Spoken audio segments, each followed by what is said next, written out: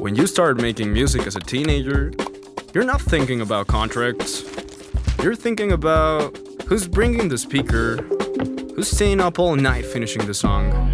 That's what La Los Once, our band, was for us. Not a company, not a brand, just home. Most people never even knew why we were called La Los Once. It was just Saul's house number. But somehow, that house became the center of our lives.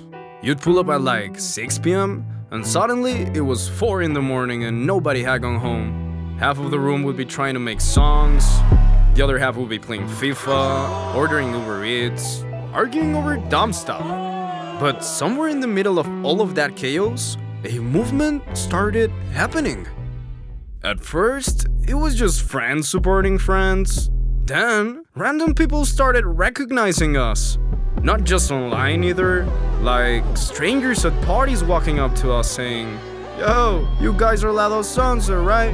And the crazy part is, people connected with us because we didn't feel polished. We felt reachable. Like if someone came up to us at a show, they weren't meeting artists, they were just meeting us. Then, we met 40, and suddenly, everything started to feel bigger. Better visuals, studio sessions every week, actual opportunities. I remember one of our first solo shows, 10 minutes before doors opened, power died. And outside, it was absolutely pouring rain. I remember running through the back of the venue, trying to connect a generator in the middle of the storm. And the generator didn't even work. But somehow, people still came back the next day.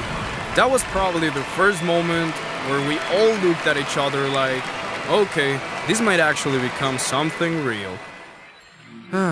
Looking back, that's also around the time things started changing. Not dramatically at first, just little moments. Conversations turning into decisions before everyone even talked about them.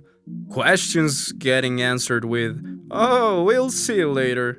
I remember this one moment super clearly. We had this song called Passos. And Marco, one of our closest friends, had a verse in it. He'd been practicing that verse for weeks. One day, we get to the studio, 40 plays the updated version, and Marco's part is just gone. No conversation, no warning, nothing. And I think that was one of the first times where the room felt weird. Eventually, the group started splitting up. Some people wanted to keep chasing the opportunity.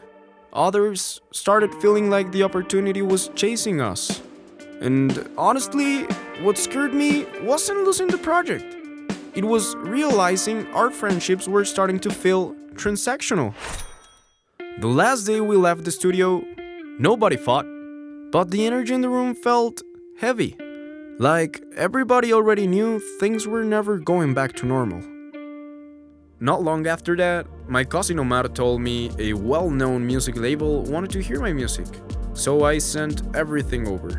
A few days later, I walked into their studio in my hometown, Guadalajara, Jalisco, and my Spotify page was already pulled up on the screens, waiting for me. And I'm not gonna lie, after everything we had gone through, that moment felt surreal. But more than anything, it felt transparent. Nobody dodged conversations, nobody made vague promises, nobody treated me like I was replaceable. And after living through the opposite, that meant everything to me. I'm grateful things work out the way they did, but sometimes I still miss that house.